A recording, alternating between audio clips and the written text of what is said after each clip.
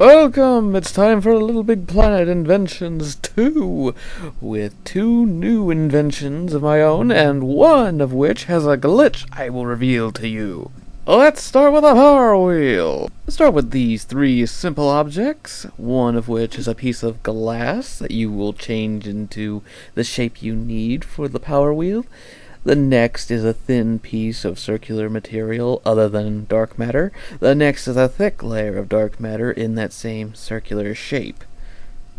Since I'm calling it the power wheel, I decided to use a lightning bolt as my shape. You can use whatever shape you want, really, but you will need at least 4 of them. It just works best with 4 because it's simple to get 90-degree angles out of them. You can use anything larger. You can even try stuff that's smaller, like 3, even 2. But you're gonna need a large number if you want the effect to be good, and 4 is about the minimum you can use, and you'll see why later. Now, position all the objects in this particular orientation. It is best to do it in this way so that all of your objects are in about the same position if you rotate this whole thing by 90 degrees, or depending on the number of objects you got, the given number of degrees, so that it looks like they never changed positions. And pretty soon I'll tell you why this is important, and it is important for the power wheel. Now comes the last step. You have to attach all your objects to the thin circular layer, like this. And you have to attach the thin, small circular object to your dark matter using a motor bolt.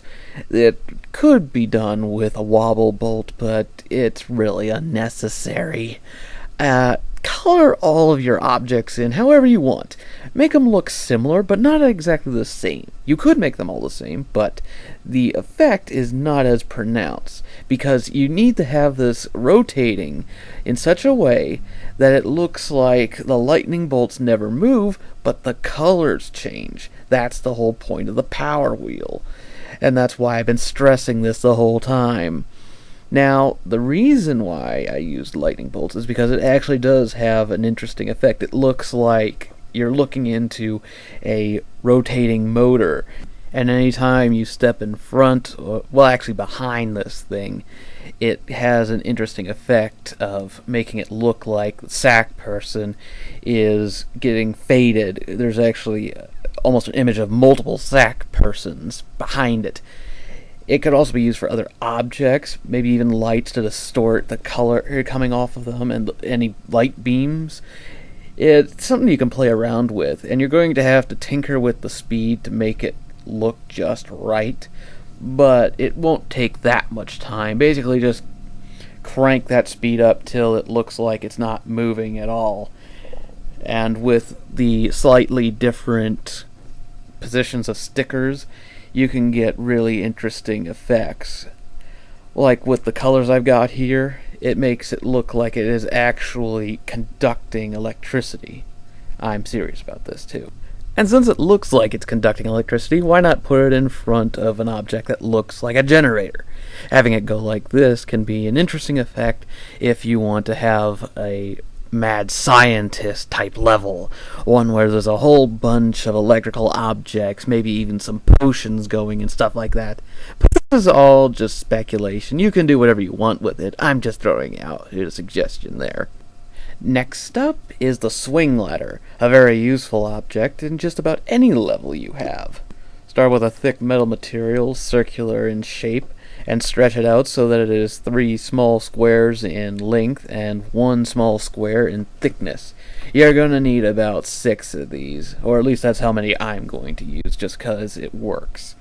Line up those shapes, which will be your steps, so that they are all in a line. Then create a thin layer of circular metal material and stretch it out such that it is 2 squares short of the total length of all your steps. You're going to need 2 of these bars. Position the bars and the steps as I've shown here.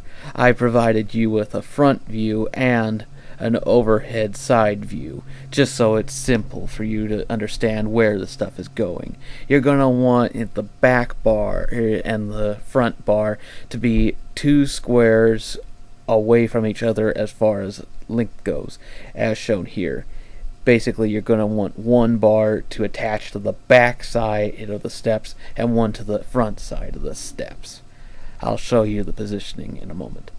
Take the back bar and attach it to his steps using bolts. Make sure the bolt is attached to the front part of the bar such that both the front of the bar and the back of the bar each have a bolt going through them, and that every step has its front portion with a bolt in it as shown here.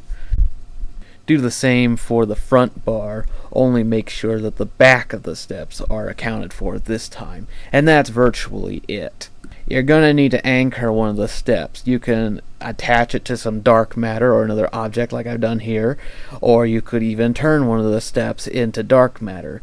This step design allows for the steps to swing 360 degrees around itself, so it has no obstruction in itself, only from outside sources. The steps work best at about 45 degrees, and it looks something like this. It can be used well if you've got like a city setting and you want to use these for a fire escape, or even in a laboratory or something like that. It's a very good item to have because it has a lot of uses, and you can have as many numbers of steps and length of bar as you need.